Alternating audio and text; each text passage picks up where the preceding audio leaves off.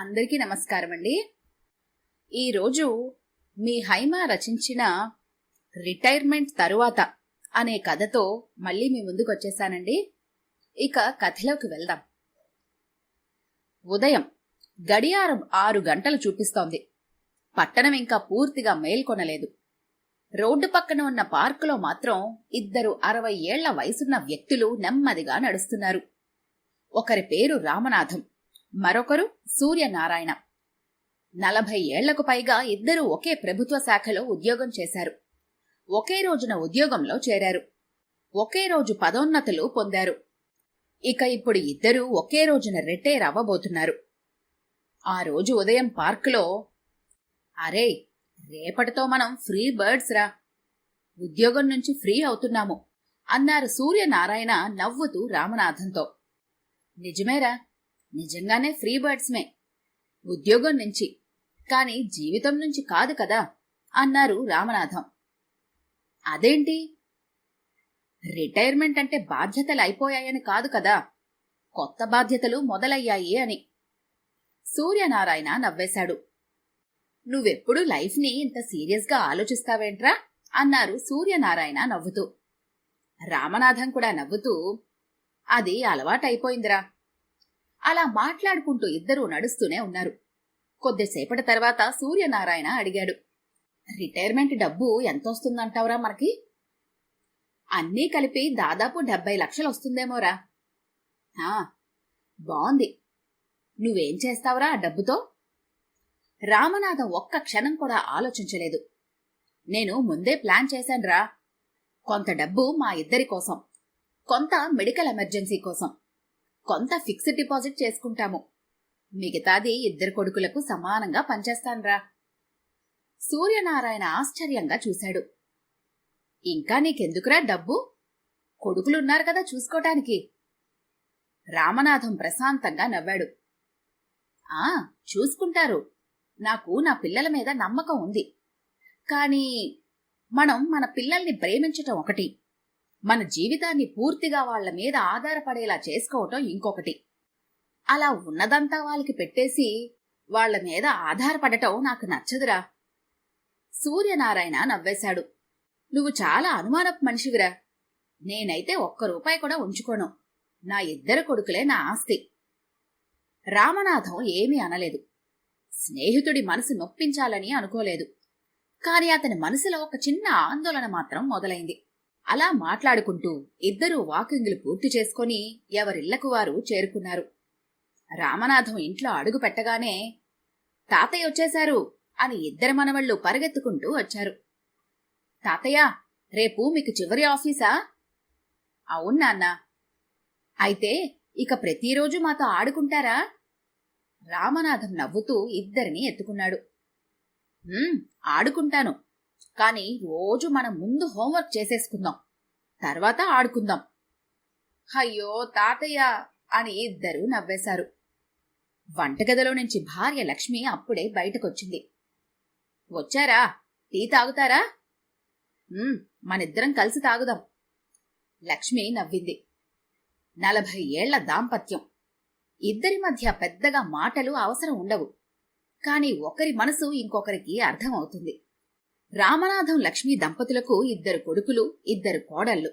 పెద్ద కోడలు Anitha, school teacher, చాలా ప్రశాంత స్వభావం. చిన్న కోడలు దీపిక, బ్యాంకు ఉద్యోగి, చురుకైన ఆలోచనలు.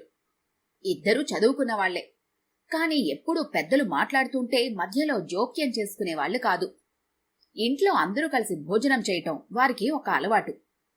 ఆ రోజు కూడా అందరూ ఒకే టేబుల్ దగ్గర కూర్చున్నారు. పెద్ద కొడుకు శ్రీకాంత్ అడిగాడు, నాన్నా, రేపు రిటైర్మెంట్ ఫంక్షన్కు మేమందరం వస్తున్నాము. రామనాథం నవ్వుతూ, మీరు రావటం నాకు పెద్ద బహుమతిరా. చిన్న కొడుకు కార్తీక్ అన్నాడు, నాన్నా, మీరు ఇన్ని సంవత్సరాలు మా కోసం కష్టపడ్డారు. ఇక నుంచి మీరు అమ్మ ఇద్దరూ హాయిగా జీవించాలి. రామనాథం నవ్వుతూ అన్నాడు, మా ప్లాన్ కూడా అదేరా. ఇక్కడ సూర్యనారాయణ ఇంట్లో అదే సమయంలో వారింట్లో కూడా రిటైర్మెంట్ గురించే చర్చ.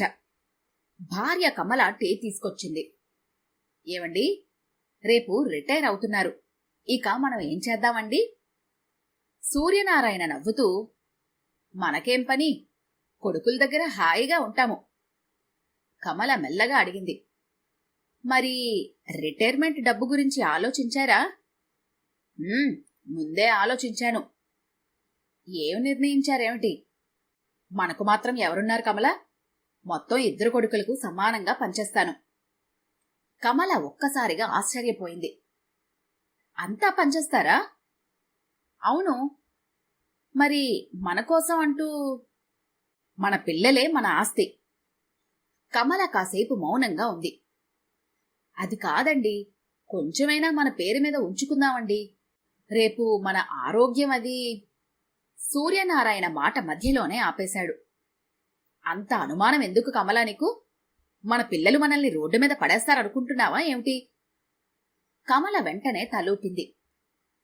అలా అనలేదు, కానీ కాలం ఎలా మారుతుందో ఎవరికీ తెలియదు కదండి. సూర్యనారాయణ నవ్వేశాడు. మన కొడుకులు అలాంటి వాళ్లు కాదు. ఆ మాట చెప్పినప్పుడు అతని ముఖంలో ఉన్న నమ్మకం చూసి కమల ఇంకేమీ మాట్లాడలేకపోయింది. రిటైర్మెంట్ రోజు రానే వచ్చింది. ఆఫీస్ మొత్తం పండుగ వాతావరణం. బ్యానర్లు, పూలదండలు, చప్పట్లు. 40 ఏళ్ల సేవను గుర్తు చేస్తూ అధికారులు 2 ఘనంగా సన్మానించారు. ఒక్కొక్కరు మాట్లాడుతున్నారు. రామనాథం గారు చాలా నిజాయితీ గల అధికారి. సూర్యనారాయణ గారు అందరికీ స్నేహితుడు. చివరగా 2 మాట్లాడమన్నారు. ముందుగా సూర్యనారాయణ మైక్ తీసుకున్నాడు. నేను ఎక్కువ మాట్లాడను. నా జీవితంలో నేను సంపాదించిన గొప్ప ఆస్తి నా 2 కొడుకులు. అందరూ చప్పట్లు కొట్టారు. తర్వాత రామనాథం మైక్ తీసుకున్నాడు. కొద్దిసేపు అందర్నీ చూసి అన్నాడు, ఉద్యోగం మనకు జీతం ఇస్తుంది, కాని జీవితాన్ని ఎలా గడపాలో నేర్పదు. హాల్ అంతా నిశ్శబ్దంగా మారింది. ఈ రోజు నేను ఉద్యోగం నుంచి రిటైర్ అవుతున్నాను, కాని నా జీవితానికి మాత్రం కొత్త అధ్యాయం మొదలవుతోంది. నా పిల్లలను నేను ఎంతో ప్రేమిస్తాను, కాని వాళ్లకు భారంగా మారకుండా ఉండటం కూడా ఒక తండ్రి బాధ్యతే. ఆ మాట విన్న సూర్యనారాయణ చిరునవ్వు నవ్వాడు. మళ్లీ మొదలుపెట్టాడు అని తనలో తానే అనుకున్నాడు. అలా వారి ఇరువురి రిటైర్మెంట్ ఫంక్షను చాలా ఘనంగా జరిగింది. ఆ సాయంత్రం 2 ఇళ్లల్లో 2 సమావేశాలు. రిటైర్మెంట్ అయిపోయింది. సాయంత్రం రామనాథం తన 2 కొడుకులు, కోడళ్లు, మనవళ్లను హాల్లో కూర్చోబెట్టాడు. పక్కనే భార్య లక్ష్మి కూడా ఉంది. టేబుల్ మీద కొన్ని ఫైళ్లున్నాయి. బ్యాంక్ పాస్బుక్స్, ఫిక్స్డ్ డిపాజిట్ పత్రాలు, పెన్షన్ వివరాలు. అందరూ ఆశ్చర్యంగా చూస్తున్నారు. రామనాథం చిరునవ్వు నవ్వి అన్నాడు, ఈరోజు మన కుటుంబంలో ఒక ముఖ్యమైన విషయం మాట్లాడుకుందాం. అందరూ శ్రద్ధగా వినసాగారు. అదే సమయంలో సూర్యనారాయణ కూడా తన 2 కొడుకులను పిలిచాడు. అతని చేతిలో కూడా బ్యాంకు ఫైల్స్ ఉన్నాయి. కాని అతను తీసుకోబోయే నిర్ణయం రామనాథం నిర్ణయానికి పూర్తిగా భిన్నం. ఆ 2 నిర్ణయాలు కొన్ని నెలల తర్వాత 2 కుటుంబాల భవిష్యత్తును పూర్తిగా మార్చబోతున్నాయని ఆ సమయంలో అక్కడ కూర్చున్న ఒక్కరికి కూడా తెలీదు. ఆ సాయంత్రం రామనాథం ఇంట్లో హాల్లో అందరూ చేరుకున్నాక లక్ష్మి 2 స్టీల్ డబ్బాల్లో వేడివేడి మురుకులు, మైసూర్పాకు తీసుకొచ్చి టేబుల్ మీద పెట్టింది. ముందు తినండి, తర్వాత నాన్నగారు మీతో మాట్లాడతారు. మనవళ్లు ఆనందంగా తింటుంటే పెద్ద కొడుకు శ్రీకాంత్ నవ్వుతూ అడిగాడు, నాన్నా, ఇంత సీరియస్ మీటింగ్ ఏంటి? చిన్న కొడుకు కార్తీక్ కూడా సరదాగా అన్నాడు, ఏంటి నాన్నా, మళ్ళీ ఏదైనా ఉద్యోగంలో చేరుతున్నారా? అందరూ నవ్వేశారు. ఉద్యోగం కాదురా, ఇక నుంచి జీవితాన్ని ఎలా గడపాలో మాట్లాడుకుందాం అని తన ముందున్న ఫైల్ తెరిచాడు రామనాథం. రామనాథం నెమ్మదిగా మాట్లాడటం మొదలుపెట్టాడు. 40 ఏళ్ల ఉద్యోగ జీవితంలో నేను సంపాదించింది కేవలం డబ్బు మాత్రమే కాదు, అనుభవం, స్నేహాలు, మంచి పేరు, ముఖ్యంగా పొదుపు చేసే అలవాటు. అతను ఒక కాగితం తీసి టేబుల్ మీద పెట్టాడు. ఇది నా రిటైర్మెంట్ ప్లాన్. శ్రీకాంత్ వెంటనే అన్నాడు, నాన్నా, మాకివన్నీ ఎందుకు చూపిస్తున్నారు? వెంటనే రామనాథం, ఎందుకంటే ఇకపై మీకు కూడా తెలిసుండాలి. అతను ఒక్కో అంశం చెబుతున్నాడు. అత్యవసర వైద్య ఖర్చుల కోసం ప్రత్యేక నిధి, నాకు మీ అమ్మకు నెలవారీ ఖర్చుల కోసం ఫిక్స్డ్ డిపాజిట్, ప్రతి నెల వచ్చే పెన్షన్, కొంత మొత్తం తీర్థయాత్రలకు, సేవా కార్యక్రమాల కోసం, మిగిలిన మొత్తాన్ని ఇద్దరు కొడుకులకు సమానంగా బహుమతిగా. ఇద్దరు కొడుకులు ఒకరినొకరు చూసుకున్నారు. శ్రీకాంత్ మెల్లగా అన్నాడు, నాన్నా, మాకోసం అంతెందుకు? అది కూడా ఈ సమయంలో అంత డబ్బు మాకు అవసరం లేదు నాన్నా. రామనాథం నవ్వాడు. ఇది మీ హక్కు కాదు, ఇది మా ప్రేమ. అప్పటి వరకు మౌనంగా ఉన్న పెద్ద కోడలు అనిత మాట్లాడింది. మావయ్య గారు, మాకు మీ డబ్బు అవసరం లేదు. అందరూ ఆశ్చర్యంగా ఆమె వైపు చూశారు. మీరు అత్తయ్య గారు సంతోషంగా ఉండటం మా సంపద. మాకు ఉద్యోగాలున్నాయి, మేం సంపాదించగలం. మీరు వయసు పెరిగిన తర్వాత ఎవరి ముందు చేచాచాల్సిన పరిస్థితి రాకుండా ఆ డబ్బు మీరే ఉంచుకోండి. లక్ష్మి కళ్లల్లో ఆనంద భాష్పాలు. చిన్న కోడలు దీపిక కూడా వెంటనే అంది, మామయ్య గారు, మీరు ఒక విషయం మాత్రం మాటివ్వాలి. ఏమిటమ్మా? ప్రతి సంవత్సరం ఒక కొత్త ప్రదేశానికి మీరు అత్తయ్య గారు వెళ్ళాలి. ఎంతకాలమని మాకోసం మాత్రమే బ్రతుకుతారు? ఇక నుంచి మీకోసం కూడా జీవించాలి. రామనాథం నవ్వుతూ లక్ష్మి వైపు చూశాడు. వింటున్నావా లక్ష్మి, మన పిల్లలు ఎంత ఎదిగిపోయారో? లక్ష్మి చిరునవ్వు నవ్వింది. అప్పుడే చిన్న మనవడు ఆదిత్య అడిగాడు, తాతయ్య, రిటైర్మెంట్ అంటే ఇక మీదట మీకు జీతం రాదా? అందరూ నవ్వేశారు. రామనాథం అతన్ని ఒడిలో కూర్చోబెట్టుకున్నాడు. జీతం వస్తుందిరా, కాని అది కొంచెం తగ్గచ్చు. కాని ప్రేమ మాత్రం తగ్గకూడదు, గౌరవం తగ్గకూడదు, స్వాభిమానం తగ్గకూడదు. ఆయన చెప్పిన ఆ చిన్న మాట పెద్దలను కూడా ఆలోచింపచేసింది. అదే సమయంలో సూర్యనారాయణ ఇంట్లో ఇద్దరు కొడుకులు, కోడళ్ళు కూర్చున్నారు. పెద్ద కొడుకు వినయ్, చిన్న కొడుకు అరవింద్. పెద్ద కోడలు శైలజ, చిన్న కోడలు మేఘన. ఇద్దరూ చదువుకున్నవాళ్లే, చెడ్డవాళ్లు కాదు. కాని జీవితంలో ఒక అలవాటుంది వారికి. నాన్నున్నారు కదా, ఆయనే చూసుకుంటారు అనే నమ్మకం. ఆ నమ్మకం కొన్నిసార్లు ధీమాగా మారి వారి బాధ్యతను తగ్గిస్తుంది. సూర్యనారాయణ ఆనందంగా ఫైల్ తెరిచాడు. ఇదిగోరా, ఇది నా రిటైర్మెంట్ డబ్బు. ఇద్దరు కొడుకులు ఆశ్చర్యంగా చూశారు. ఈ డబ్బును చెరిసగం చేసి మీ ఇద్దరికీ సమానంగా పంచేస్తున్నాను. కమల ఒక్కసారిగా అంది. అయ్యో, అంత తొందరెందుకండి? సూర్యనారాయణ నవ్వేశాడు. మన పిల్లలే కదా, వాళ్లకే ఇస్తున్నాను. కమల మెల్లగా అంది. మన కోసం కొంచెం ఉంచుకుందామండి. సూర్యనారాయణ ఆమె మాటలను మధ్యలోనే ఆపేస్తూ, కమల, నీకెన్నిసార్లు చెప్పాను, పిల్లలున్నప్పుడు భయం దేనికి? పెద్ద కొడుకు వినయ్ లేచి నిలబడ్డాడు. నాన్నా, ఇప్పుడింత డబ్బు మాకవసరం లేదు, మీ దగ్గరే ఉంచండి, అవసరమైనప్పుడు ఇవ్వచ్చు. కాని సూర్యనారాయణ పట్టుబట్టాడు. లేదురా, ఇది మీ ఇద్దరికీ. వినయ్ చివరకు తీసుకున్నాడు. అరవింద్ కూడా తీసుకున్నాడు. ఆ సమయంలో ఇద్దరికీ తండ్రిని బాధ పెట్టాలనే ఉద్దేశం ఏమాత్రం లేదు. వాళ్లు నిజంగానే అనుకున్నారు, మనం అమ్మానాన్నలను చాలా బాగా చూసుకోవాలి అని. కాని మనిషి మనసు, పరిస్థితులు మారితే ఆలోచనలు కూడా మారుతాయి. అదే ఈ కథలో జరగబోతోంది. ఆ రోజు రాత్రి సూర్యనారాయణ కొడుకులిద్దరికీ సమానంగా ఆస్తి పంచేశానని, తన పైనున్న భారమంతా దిగిపోయిందని హాయిగా కోణిరాగం తీస్తూ మంచం మీద నడుంవాల్చాడు. పక్కనే కమల కూడా ఉంది. కాని కమలకు మాత్రం నిద్ర పట్టటం లేదు. ఏవండి, నాకు ఎందుకో భయంగా ఉందండి. ఎందుకు? మనం మొత్తం డబ్బు ఇచ్చేశాం కదా. అవును, రేపు ఏదైనా అవసరం వస్తే? మన పిల్లలున్నారు కదే, వాళ్ళు చూస్తారు. ఎన్నిసార్లు చెప్పాలి నీకు? కమల నెమ్మదిగా అంది. ఒకవేళ చూడకపోతే? సూర్యనారాయణ కాసేపు మౌనంగా ఉండి అన్నాడు. ఆ మాట మళ్ళీ ఎప్పుడు అనుకో, నా పిల్లల మీద నాకంత నమ్మకం ఉంది. కమల ఏమీ మాట్లాడలేదు. ఆమె భర్త నమ్మకాన్ని గౌరవించింది. కాని ఒక తల్లి మనసులో పుట్టిన ఒక చిన్న భయం రాబోయే రోజుల్లో నిజమవుతుందని ఆమెకే తెలీదు. అదే రోజు రాత్రి లక్ష్మి రామనాథాన్ని అడిగింది. ఏవండి, మనం పిల్లలకు ఎక్కువ డబ్బు ఇవ్వకుండా చేశామేమో. రామనాథం నవ్వుతూ అన్నాడు. అవును లక్ష్మి, ఎక్కువ డబ్బు పిల్లలకివ్వలేదు. ఎందుకండి? మనం వాళ్ళను నమ్మటం లేదా? అది కాదు. మరైతే? రామనాథం కిటికీ బయట చంద్రుణ్ణి చూస్తూ అన్నాడు. పిల్లలను నమ్మాలి, కాని మన వృద్ధాప్యాన్ని అదృష్టం మీదకి వదిలేయకూడదు. లక్ష్మి, మన చేతిలో డబ్బు ఉండటమంటే పిల్లల మీద అనుమానం కాదు, అది మన స్వాభిమానాన్ని కాపాడుకునే భీమా. లక్ష్మి తలూపింది. ఆమెకు తన భర్త దూరదృష్టి తెలుసు.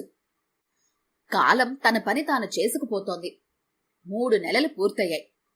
ఒకరోజు ఉదయం రామనాథం, లక్ష్మి కొత్త కారులో తిరుపతి బయలుదేరారు. ఇద్దరూ చిన్నపిల్లల్లా నవ్వుకుంటున్నారు. అదే ఉదయం సూర్యనారాయణ, కమల ఇద్దరు కొడుకుల ఇళ్ల మధ్య ఎక్కడ ఎంతకాలం ఉండాలో మాట్లాడుకుంటున్నారు.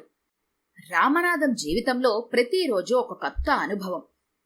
కాని సూర్యనారాయణ జీవితంలో ప్రతిరోజు ఒక కొత్త ఆందోళన. ఇలా రోజులు గడుస్తూనే ఉన్నాయి. ఆ రోజు ఉదయం 5 గంటలు. రామనాథం, లక్ష్మి ఇద్దరూ ఇంటి ముందు తులసి చుట్టూ దీపం వెలిగించారు. లక్ష్మి, మన జీవితంలో ఇంత ప్రశాంతమైన రోజులొస్తాయని ఎప్పుడైనా అనుకున్నావా? లక్ష్మి నవ్వింది. నిజం చెప్పాలంటే ఉద్యోగం ఉన్నప్పుడు మనం ఎప్పుడు గడియారంతో పరిగెత్తేవాళ్లం. ఇప్పుడు గడియారం మనతో కలిసి నడుస్తోంది అంది లక్ష్మి. ఇద్దరూ సరదాగా నవ్వుకున్నారు. ప్రతి సోమవారం వాకింగ్, ప్రతి బుధవారం సీనియర్ సిటిజన్ లైబ్రరీ, ప్రతి శుక్రవారం పిల్లలతో వీడియో కాల్, ప్రతి నెల ఒక చిన్న పర్యటన. రామనాథం తన జీవితాన్ని ముందే ప్లాన్ చేసుకున్నాడు. అందుకే రిటైర్మెంట్ అతనికి ముగింపు కాదు, ఒక కొత్త ప్రారంభం. కాని ఇక్కడ సూర్యనారాయణ గారి ఇంట్లో పరిస్థితి వేరుగా ఉంది. పెద్ద కొడుకు వినయ్ ఇంట్లో ఉదయం 8 గంటలు. శైలజ త్వరగా పిల్లల్ని స్కూల్కు సిద్ధం చేస్తోంది. వినయ్ ఆఫీస్ మీటింగ్లో బిజీగా ఉన్నాడు. కమల వంటగదిలో సహాయం చేస్తోంది. అత్తయ్య, ఈ రోజు కొంచెం పిల్లలను బస్టాప్ వరకు తీసుకెళ్తారా అని అడిగింది శైలజ. తప్పకుండా తీసుకెళ్తానమ్మా. కమల ఆనందంగానే వెళ్ళింది. 2 రోజుల తర్వాత, అత్తయ్య, ఈరోజు కూడా పిల్లల్ని కొంచెం డ్రాప్ చేస్తారా? మళ్ళీ 2 రోజుల తర్వాత, అత్తయ్య, మీరెలానో ఇంట్లోనే ఉంటున్నారు కదా, పైగా మామయ్యకి బాక్సులవి కట్టే హడావిడి కూడా లేదు. రోజు మీరే పిల్లల్ని బస్టాప్ వరకు తీసుకెళ్తూ ఉండండి అత్తయ్య అంది శైలజ. ఆ ఒక్కరోజు అనే మాట నెమ్మదిగా ప్రతిరోజుగా మారింది. ఒక సాయంత్రం సూర్యనారాయణ బయట కుర్చీలో కూర్చొని పేపర్ చదువుతున్నాడు. వినయ్ వచ్చి అన్నాడు, నాన్నా, ఈ నెల కరెంటు బిల్లు కొంచెం ఎక్కువ వచ్చింది. ఏసీలు ఎక్కువగా వాడుతున్నాం కదా అని చెప్పి తండ్రి సమాధానం కోసం కూడా చూడకుండా వెళ్ళిపోయాడు. సూర్యనారాయణ మనసులో ఒక ఆలోచన. అంటే ఏంటి వీడు, మా వల్ల ఖర్చు పెరుగుతోందని చెప్తున్నాడా? ఆ రాత్రి కమలతో అన్నాడు, కమల, మనం ఏసీ వెయ్యకపోతే మంచిదేమో. కమల ఆశ్చర్యంగా చూసింది. ఎందుకండి? అవసరం లేకపోతే వాడద్దు అంటున్నాను, అంతే. ఆమెకు అర్థమైంది. భర్త మనసులో ఏదో మొదలైందని గ్రహించింది. కొన్ని వారాల తర్వాత వినయ్ అన్నాడు, నాన్నా, ఈ నెల మీరు అరవింద్ ఇంట్లో ఉండండి. పిల్లలకు పరీక్షలు కదా, ఇక్కడ కొంచెం బిజీగా ఉంటుంది. సూర్యనారాయణ వెంటనే ఒప్పుకున్నాడు. సరేరా. అతనికి అది సహజంగానే అనిపించింది. అరవింద్ ఇంటికి వెళ్ళాలి అనిపించింది. కమల, సూర్యనారాయణలు అరవింద్ ఇంటికి బయలుదేరారు. అక్కడ మేఘన వారిని చాలా గౌరవంగా ఆహ్వానించింది. రండి మావయ్య, రెండత్తయ్య. 2 రోజులు బాగానే గడిచాయి. 3వ రోజు అరవింద్ అన్నాడు, నాన్నా, మా ఫ్లాటు చాలా చిన్నది, మీకు అసౌకర్యంగా ఉంటుందేమో. అదేమీ లేదురా, బానే అడ్జస్ట్ అయ్యాము. సూర్యనారాయణ నవ్వుతూ చెప్పాడు. లేదు నాన్న, మీరు బయటకలా చెప్తున్నారు కానీ మీరెందుకు కొంచెం ఇబ్బంది పడుతున్నట్టుగా నాకు అనిపిస్తుంది. మీరు కొన్ని రోజులు అన్నయ్య దగ్గరుంటే బావుంటుంది. అతను నవ్వుతూ చెప్పి వెళ్ళిపోయాడు. కాని ఆ మాట సూర్యనారాయణ గుండెల్లో చిన్న గాయం చేసింది. ఆ రాత్రి కమల, సూర్యనారాయణ ఇద్దరూ టెర్రస్ పైన కూర్చున్నారు.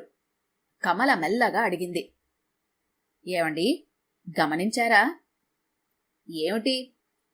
మనకు ఇప్పుడు శాశ్వతంగా ఉండే ఇల్లు లేదు. సూర్యనారాయణ వెంటనే అన్నాడు. ఏమిటా మాట? నిజమే కదండి. ఈ నెల ఒక కొడుకు, తర్వాత ఇంకొక కొడుకు, అలా 2 కొడుకులింటికి షటిల్ సర్వీస్ చేస్తున్నాము. మనం అతిథులమా? సూర్యనారాయణ ఏమీ మాట్లాడలేకపోయాడు. ఎందుకంటే ఆ ప్రశ్నకు సమాధానం అతని దగ్గర లేదు. ఒకరోజు ఉదయం రామనాథం పార్కుకి వెళ్లాడు. కాని సూర్యనారాయణ కనిపించలేదు. 2వ రోజు కూడా రాలేదు. 3వ రోజు రామనాథమే అతని దగ్గరికి వెళ్లాడు. అక్కడ కమల తలుపు తీసింది. రెండన్నయ్య. సూర్యం ఎక్కడమ్మా? లోపలున్నారు. రామనాథం లోపలికి వెళ్లాడు. సూర్యనారాయణ కిటికీ దగ్గర కూర్చొని బయట చూస్తున్నాడు. ఏరా, ఏమైంది? ఏమీ లేదురా. నువ్వు నాకు 40 ఏళ్లుగా తెలుసు. నీ ఏమీ లేదు అంటే చాలా ఉందని అర్థం. సూర్యనారాయణ బలవంతంగా నవ్వాడు. చిన్న చిన్న విషయాలేరా. రామనాథం అతని భుజంపైన చెయ్యి వేసి అన్నాడు. చిన్న గాయం కూడా పట్టించుకోకపోతే తర్వాత అది పెద్ద గాయం అవుతుంది. ఏమైందో చెప్పు. సూర్యనారాయణ మొదటిసారిగా కళ్ళను తుడుచుకున్నాడు. అరే రామనాథం, నేనొకప్పుడు అనుకున్నాన్రా, నా 2 కొడుకులే నా ప్రపంచమని. ఇప్పటికీ వాళ్ళు చెడ్డవాళ్లు కారు. కాని ఎందుకో వాళ్ల జీవితాల్లో మనకు స్థలం తగ్గుతున్నట్టుగా అనిపిస్తోందిరా. అతని గొంతు బరువెక్కింది. వాళ్ళు గౌరవంగా మాట్లాడుతున్నారు. కాని మనం వాళ్ళింట్లో మన ఇష్టం వచ్చినట్టుగా ఒక గ్లాసు నీళ్లు కూడా తీసుకోలేకపోతున్నాము. ఏసీ వెయ్యాలంటే 2 సార్లు ఆలోచిస్తున్నాము. టీ తాగాలన్నా వాళ్ళు బిజీగా ఉన్నారేమో అనిపిస్తుంది. ఇలా ఎందుకు జరుగుతోందిరా రామనాథం? రామనాథం ఒక్క మాట కూడా మాట్లాడలేదు. స్నేహితుడి బాధను పూర్తిగా వినాలి అనుకున్నాడు. సూర్యనారాయణ నెమ్మదిగా చెప్పాడు. నిన్న నా మనవరాలు పుట్టినరోజురా. నేను ఒక బొమ్మ కొనాలి అనుకున్నాను. నా జేబులో ₹1 లేదు. రామనాథం ఒక్కసారిగా అతని వైపు చూశాడు. నేను వినయ్ని అడిగాను. నాన్నా, ఇప్పుడే చాలా ఖర్చులున్నాయి, వచ్చే నెల తీసుకుందాం అన్నాడు. అతను తప్పు చెప్పలేదు. నిజంగానే అతనికి ఖర్చులున్నాయి. కానీ అంటూ మధ్యలోనే ఆగిపోయాడు సూర్యనారాయణ. అతని కళ్లల్లో కన్నీళ్లు జారాయి. నా మనవరాలికి ఒక చిన్న బొమ్మ కూడా నా డబ్బుతో కొనలేని స్థితికి నేనొచ్చానంటే తప్పు వాళ్ళది కాదురా రామనాథం. నా తొందరపాటు నిర్ణయమే అనిపిస్తోంది. రామనాథం అతని చేతిని బిగిగా పట్టుకున్నాడు. అది సరేరా, నీ రిటైర్మెంట్ అప్పుడొచ్చిన డబ్బును 2 కొడుకులకు పంచేశావు. బానే ఉంది. మరి నెల నెలా నీకొస్తున్న పెన్షన్ని ఏం చేస్తున్నావు అని స్నేహితుణ్ణి అడిగాడు రామనాథం. సూర్యనారాయణ మౌనంగా తలదించుకున్నాడు. ఎందుకంటే అతనుకు పెన్షన్ వచ్చే అకౌంట్ పాస్బుక్, ఏటీఎం కార్డులు అవి కూడా కొడుకులకే స్వాధీనం చేశాడు సూర్యనారాయణ. సూర్యనారాయణ మౌనంలో ఎన్నో అర్థాలను కనుగొన్నాడు రామనాథం. రామనాథం ఇంటికొచ్చిన తర్వాత కూడా చాలాసేపు మౌనంగా కూర్చున్నాడు. లక్ష్మి అడిగింది. ఏమండి, ఏమైంది? ఎందుకింత ఆలోచిస్తున్నారు? రామనాథం నెమ్మదిగా అన్నాడు. మన సూర్యం చాలా బాధలో ఉన్నాడు. ఏమైందండి అన్నయ్య గారికి? అతను జరిగిందంతా చెప్పాడు. లక్ష్మి కళ్లల్లో కూడా నీళ్లు తిరిగాయి. అయితే ఏం చేద్దాం అనుకుంటున్నారు? రామనాథం కాసేపు మౌనంగా ఉన్నాడు. తర్వాత అతని ముఖంలో ఒక ప్రశాంతమైన చిరునవ్వు కనిపించింది. సూర్యం పిల్లలు చాలా మంచివాళ్లే, కాని డబ్బు వాళ్ళనా విధంగా మార్చేసింది. ఇప్పుడు మనం వాళ్లను అవమానించి వాళ్లలో మార్పుని తీసుకురాలేము. అయితే వాళ్ల మనసే వాళ్లను ప్రశ్నించేలా చెయ్యాలి. లక్ష్మి ఆశ్చర్యంగా వింటోంది. అదెలా చేస్తారు? రామనాథం కిటికీ బయట చూస్తూ నెమ్మదిగా అన్నాడు. ఒక చిన్న నాటకం ఆడాల్సొస్తుంది. కాని ఆ నాటకం ఒక కుటుంబాన్ని మళ్లీ ఒక్కటి చేస్తుంది. లక్ష్మి ఆశ్చర్యపోయింది. ఏంటండి ఆ నాటకం? రామనాథం చిన్నగా నవ్వుతూ, రేపుదయం సూర్యాన్ని మనింటికి పిలుస్తాను. ఆ తర్వాత నువ్వే చూద్దువుగాని అసలు కథ. మరుసటి రోజు ఉదయం సూర్యనారాయణ, కమల ఇద్దరూ రామనాథం ఇంటికొచ్చారు. ఇంటి ముందున్న తోటలో లక్ష్మి మొక్కలకు నీళ్లు పోస్తోంది. పక్కనే ఇద్దరు మనవళ్లు సైకిల్ తొక్కుకుంటున్నారు. ఆ ఇంట్లో ఎప్పటిలానే నవ్వులు వినిపిస్తున్నాయి. సూర్యనారాయణ మాత్రం ఆ నవ్వుల మధ్య కూడా తన బాధను దాచలేకపోయాడు. రామనాథం బయటకొచ్చి, రారా సూర్యం, ముందుగా టీ తాగుదాం అన్నాడు. ఇద్దరూ తోటలోని బెంచిపైన కూర్చున్నారు. కొద్దిసేపు ఎవరూ మాట్లాడలేదు. పక్షుల కిలకిలా రావాలు మాత్రమే వినిపిస్తున్నాయి. టీ కప్పు కింద పెట్టి రామనాథం మెల్లగా అడిగాడు, అరే సూర్యం, నిన్న రాత్రి నేనొక విషయం ఆలోచించాన్రా. నీ కొడుకులు చెడ్డవాళ్లు కాదు, అది నేను కూడా అంటున్నాను. కాని వాళ్ళొక తప్పు చేస్తున్నారు. తల్లిదండ్రులు ఎప్పుడూ మనతోనే ఉంటారు కదా అనే నమ్మకంతో వాళ్ల విలువను మర్చిపోతున్నారు. సూర్యనారాయణ నిశ్శబ్దంగా వింటున్నాడు. రామనాథం కొనసాగించాడు, మనిషికి విలువ తగ్గడం ఒక్క రోజులో జరగదు, అది నెమ్మదిగా జరుగుతుంది. ఒకరోజు నాన్నా టీ తాగారా అని అడుగుతారు. తర్వాత టీ అక్కడుంది తీసుకోండి అంటారు. ఆ తర్వాత ఎవరూ అడగను కూడా అడగరు. ఇది ద్వేషం వల్ల కాదు, అలవాటు వల్ల. ఆ మాటలు సూర్యనారాయణ గుండెల్లోకి దిగిపోయాయి. ఇద్దరు స్నేహితులు అలా నడుచుకుంటూ వెళ్లి దగ్గర్లోని పార్కులో బెంచ్ మీద కూర్చున్నారు.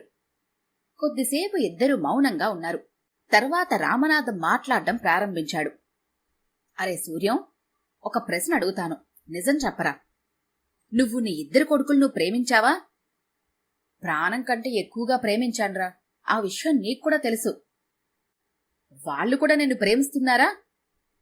ప్రేమిస్తున్నారా, కానీ... సరే, నీ మీద ప్రేమ ఉన్న వాళ్ల ముందు ఈరోజు నువ్వు డబ్బు కోసం చెయ్యి చాచాల్సిన పరిస్థితి ఎందుకొచ్చింది? సూర్యనారాయణ తలదించుకున్నాడు. అది నా తప్పే రామనాథం. నేనే ఆస్తి డబ్బు అన్నీ వాళ్ల చేతుల్లో పెట్టాను. ఇప్పుడు నా దగ్గర ఒక్క పాస్బుక్ కూడా లేదు. బ్యాంకు ఖాతాలు కూడా వాళ్లే చూసుకుంటున్నారు. ఇంటి పత్రాలు కూడా వాళ్ల దగ్గరే ఉన్నాయి. రామనాథం ఒక్కసారిగా సీరియస్ అయ్యాడు. అదే నువ్వు చేసిన అతిపెద్ద తప్పు. సూర్యనారాయణ ఆశ్చర్యంగా చూశాడు. ఎందుకురా? రామనాథం నెమ్మదిగా చెప్పాడు. పిల్లలను నమ్మటం తప్పు కాదురా, కాని నీ స్వాభిమానాన్ని పూర్తిగా వాళ్ల చేతుల్లో పెట్టటం మాత్రం చాలా పెద్ద తప్పు. కొద్దిసేపాగి మళ్లీ అన్నాడు. సూర్యం, చాలా మంది పెద్దవాళ్లకు ఒక విషయం తెలియదు.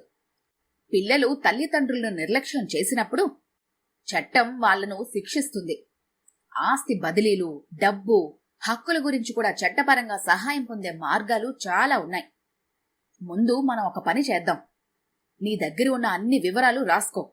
ఏ బ్యాంకులో ఎంత డబ్బుంది, ఏ ఆస్తి ఎవరి పేరుకు వెళ్ళింది, ఏ పాస్బుక్ ఎక్కడుంది, ఏ డాక్యుమెంట్స్ ఎవరి దగ్గరున్నాయి, అన్నీ ఒక చోట పెట్టు. తర్వాత మనం ఒక మంచి లాయర్ని కలుద్దాం. సూర్యనారాయణ ఆశ్చర్యంగా అడిగాడు. ఏంట్రా, కోర్టుకు వెళ్తామా? రామనాథం తల అడ్డంగా ఊపుతూ, లేదు, కోర్టుకు వెళ్లటం నా ఉద్దేశం కాదు. నీ హక్కులేమిటో తెలుసుకోవటమే నా ఉద్దేశం. తెలివైన మనిషి ముందుగా చట్టం తెలుసుకుంటాడు, తర్వాతే నిర్ణయం తీసుకుంటాడు. మరుసటి రోజు ఇద్దరూ ప్రముఖ సీనియర్ అడ్వకేట్ శ్రీనివాస్ గారి కార్యాలయానికి వెళ్లారు. లాయర్ అన్ని పత్రాలు పరిశీలించాడు. కొద్దిసేపటి తర్వాత కళ్లద్దాలు తీసి టేబుల్ మీద పెట్టి అన్నాడు. సూర్యనారాయణ గారు, మీరు చాలా మంచి మనసుతో మీ ఆస్తులన్నీ పిల్లలకి పంచేశారు. కానీ మీ భద్రత గురించి మాత్రం ఆలోచించలేదు. చట్ట ప్రకారం తల్లిదండ్రులను నిర్లక్ష్యం చేస్తే పెద్దలకు న్యాయం చేసే మార్గాలు చాలా ఉన్నాయి. అవసరమైతే మీరు మీ పిల్లల పేర్ల మీద పెట్టిన ఆస్తులన్నీ తిరిగి మీరు పొందే అవకాశం కూడా ఉంది. అయితే ముందు మీ పిల్లలతో ప్రేమగా మాట్లాడండి. అది ఫలించకపోతే చట్టం మీకు అండగా ఉంటుంది. రామనాథం చిరునవ్వుతో అన్నాడు. విన్నావా సూర్యం? చట్టం చివరి ఆయుధం, కుటుంబం మొదటి మార్గం. సూర్యనారాయణ కళ్లల్లో ధైర్యం కనిపించింది. అదే సమయంలో లాయర్ కార్యాలయం బయట ఒక పరిచయమైన వ్యక్తి నిలబడి ఉన్నారు. అతను వినయ్ స్నేహితుడు రాజేష్. సూర్యనారాయణ రామనాథం లాయర్ దగ్గరకొచ్చిన విషయం అతను చూశాడు. ఆ సాయంత్రమే అతను వినయ్కి ఫోన్ చేశాడు. అరే వినయ్, ఈ రోజు మీ నాన్నగారిని లాయర్ ఆఫీస్లో చూశాను. లాయర్ ఆఫీస్లోనా? అవునరా, ఏదో ఆస్తిపత్రాల గురించి మాట్లాడుతున్నారు. ఆ మాట విన్న వినయ్ ఒక్కసారిగా షాక్ అయ్యాడు. అతను వెంటనే అరవింద్కు ఫోన్ చేశాడు. ఇద్దరి మనసులో ఒకటే ప్రశ్న. మనం చేసిన ప్రవర్తన వల్లే నాన్న ఈ స్థాయికొచ్చారా? ఆ రాత్రి ఇద్దరి కొడుకులకి నిద్ర పట్టలేదు. వాళ్ల మనస్సాక్షి మొదటిసారి వాళ్లను ప్రశ్నించడం ప్రారంభించింది. నాన్న లాయర్ దగ్గరికి ఎందుకు వెళ్లారు? వినయ్ మనసులో అదే ప్రశ్న. పక్కనే పడుకున్న శైలజ అడిగింది. ఏమైందండి? ఏంటంతలా ఆలోచిస్తున్నారు? వినయ్ నెమ్మదిగా చెప్పాడు. రాజేష్ ఫోన్ చేశాడు. ఏమన్నారేంటి? నాన్న లాయర్ ఆఫీస్కి వెళ్లారట. శైలజ కూడా ఒక్కసారిగా లేచి కూర్చుంది. లాయర్ దగ్గరికా? ఎందుకు? అదే నాకు కూడా అర్థం కావటం లేదు. కొద్దిసేపు ఇద్దరూ మౌనంగా ఉన్నారు. అప్పుడు శైలజ నెమ్మదిగా చెప్పింది. వినయ్, మనం నిజంగా వాళ్ల మనసు నొప్పించామా? ఆ ప్రశ్న వినయ్ గుండెల్లో గుచ్చుకుంది. అదే సమయంలో అరవింద్ కూడా ఆలోచనలో ఉన్నాడు. మేఘన అడిగింది ఏమైందని. అదే, నాన్నగారు లాయర్ని కలిశారట. మేఘన కూడా ఆందోళన చెందింది. ఎందుకు? మన మీద కేసేమైనా పెడుతున్నారా? అరవింద్ వెంటనే అన్నాడు. చచ, అదేమీ లేదు. నాన్న అలా చేసే మనిషి కాదు. కొద్దిసేపటి తర్వాత అతనే మళ్ళీ అన్నాడు. కానీ మన వల్లే ఆయన ఆ స్థాయికి వెళ్లాల్సొచ్చిందంటే తప్పు మనదే కదా? మరుసటి రోజు ఉదయం వినయ్ దగ్గరున్న తల్లిదండ్రులను కలవటానికి అరవింద్ తన భార్య పిల్లలతో సహా వచ్చాడు. తమ్ముడి రాక కోసమే ఎదురు చూస్తున్నాడు వినయ్. తలుపు తట్టగానే కమల తలుపు తీసింది. ఇద్దరూ లోపలికొచ్చారు. సూర్యనారాయణ పేపర్ చదువుతున్నాడు. వాళ్లను చూసి నవ్వాడు. రండి. కాని ఆ నవ్వులో మునుపటి ఆనందం లేదు. అది ఇద్దరి కొడుకుల హృదయాన్నే కదిలించింది. కొద్దిసేపు ఎవరూ మాట్లాడలేదు. తర్వాత సూర్యనారాయణ ప్రశాంతంగా అడిగాడు. ఈరోజు ఆఫీస్ లేదా? కొంచెం ఆలస్యంగా వెళ్తాం నాన్నా. అలాగా? మళ్లీ నిశ్శబ్దం. చివరకు వినయ్ ధైర్యం చేసి అడిగాడు. నాన్నా, నిన్న మీరు లాయర్ దగ్గరికి వెళ్లారా? సూర్యనారాయణ ఆశ్చర్యపోలేదు. అవును, వెళ్ళాను. ఎందుకు నాన్నా? నా హక్కులేమిటో తెలుసుకోవటానికి. ఇద్దరూ ఒక్కసారిగా ఒకరినొకరు చూసుకున్నారు. వినయ్, అరవింద్, మీరు చిన్నప్పుడు మీకు జ్వరం వస్తే నేను 3 రాత్రులు నిద్రపోకుండా కూర్చునేవాడిని. మీ కాలేజీ ఫీజులు కట్టడానికి నేను ఎన్ని అవసరాలు వదులుకున్నానో నాకు తెలుసు. మీకు మంచి జీవితం ఇవ్వాలనే నా జీవిత పొదుపు మొత్తం మీ చేతుల్లో పెట్టాను. అతని గొంతు బరువెక్కింది. కాని ఒకరోజు నా మనవరాలికి చిన్న బొమ్మ కొనడానికి కూడా నా దగ్గర డబ్బుల్లేక నా కొడుకుని అడగాల్సొచ్చిన రోజు, ఆ రోజు నేను తండ్రిగా కాదురా, ఓ మనిషిగా ఓడిపోయాను. ఆ మాట విన్న కమల కళ్లల్లో నీళ్లు. వినయ్, అరవింద్ తలలొంచుకున్నారు. ఇంట్లో ఆ మాటలు జరుగుతూ ఉండగా వినయ్ కొడుకు ఆదిత్య, అరవింద్ కూతురు సాన్వి పక్క గదిలో ఆడుకుంటున్నారు. ఆదిత్య తన నాన్న దగ్గరికి వచ్చి అడిగాడు. నాన్నా, నాకు 500 రూపాయలు కావాలి. వినయ్ నవ్వుతూ అడిగాడు. ఎందుకు? కొత్త క్రికెట్ బ్యాట్ కొనాలి. సరే, సాయంత్రం కొనిపెడతాన్లే. అప్పుడు ఆ చిన్నవాడు అమాయకంగా అడిగిన ప్రశ్న ఆ ఇంట్లో ఉన్న ప్రతి ఒక్కరిని కుదిపేసింది. నాన్నా, తాతయ్య దగ్గర డబ్బున్నప్పుడు మీరు ప్రతిరోజు వాళ్ల దగ్గరకు వెళ్లేవారు కదా, ఇప్పుడెందుకు తక్కువగా వెళ్తున్నారు? హాల్ మొత్తం నిశ్శబ్దం. వినయ్ ముఖం పాలిపోయింది. అరవింద్ కళ్లల్లో భయం. ఆదిత్య ఇంకా అమాయకంగానే మాట్లాడుతున్నాడు. నాన్నా, మా టీచరు ఒక మాట చెప్పారు. పిల్లలు పెద్దల మాటలు కాదు, పెద్దల పనులే నేర్చుకుంటారంట. అందుకే నేను కూడా పెద్దయ్యాక నీ దగ్గర డబ్బుంటేనే నిన్ను బాగా చూసుకుంటాను, గుర్తుపెట్టుకో అని నవ్వుతూ చెప్పాడు. అతనికి అది సరదాగా అనిపించింది. కాని ఆ మాట వినయ్ గుండెల్లో పిడుగులా పడింది. అరవింద్ ఒక్కసారిగా కళ్లను మూసుకున్నాడు. మేఘన ఏడవటం ప్రారంభించింది. శైలజ తలదించుకుంది. అప్పుడే రామనాథం అక్కడికొచ్చాడు. ఆదిత్యను దగ్గరికి పిలిచి ప్రేమగా తల నిమిరాడు. తర్వాత వినయ్ అరవింద్ వైపు తిరిగి అన్నాడు, మీ పిల్లలు తప్పు మాట్లాడలేదు. వాళ్ళు మీ ప్రవర్తననే తిరిగి మీకు చూపించారు.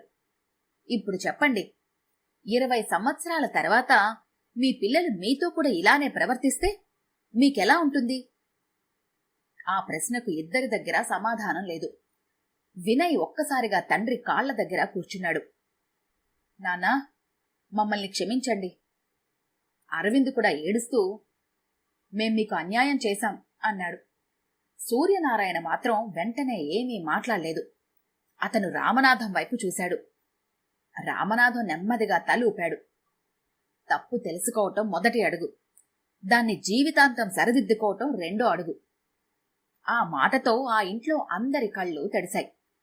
కాని సూర్యనారాయణ ఇంకా ఒక నిర్ణయం తీసుకోవాల్సి ఉంది. ఆ నిర్ణయం ఆ కుటుంబ భవిష్యత్తునే మార్చబోతోంది. ఇంట్లో ఒక్కసారిగా నిశ్శబ్దం అలముకుంది. ఆదిత్య చెప్పిన మాటలు వినయ్, అరవింద్ మనసుల్లో మళ్లీ మళ్లీ వినిపిస్తున్నాయి. మీ దగ్గర డబ్బుంటేనే మిమ్మల్ని బాగా చూసుకుంటాను. ఆ మాట చిన్నపిల్లవాడి నోట వచ్చినా అది వాళ్ల జీవితానికి అద్దం పట్టింది. సూర్యనారాయణ కుర్చీలో నుంచి నెమ్మదిగా లేచాడు. అతని కళ్లల్లో కోపం లేదు, బాధ మాత్రమే ఉంది. వినయ్, అరవింద్, మీ ఇద్దరినీ నేనెప్పుడూ ఆస్తిగా చూడలేదు. నా జీవితంగా చూశాను. మీ మొదటి అడుగు నుంచి మీ మొదటి ఉద్యోగం వరకు, మీ పెళ్లిళ్ల వరకు నా ప్రతి ఆనందం మీలోనే వెతుక్కున్నాను. కాని కొద్దిసేపాగి కన్నీళ్లు తుడుచుకున్నాడు ఆయన. రిటైర్మెంట్ తర్వాత నేను డబ్బు కోల్పోలేదు, తండ్రిగా నా గౌరవాన్ని కోల్పోయాను. అక్కడి హాల్లో ఉన్న ప్రతి ఒక్కరి కళ్ళు తడిశాయి. రామనాథం ముందుకొచ్చి అన్నాడు, సూర్యం, ఇప్పుడు సమయం వచ్చింది.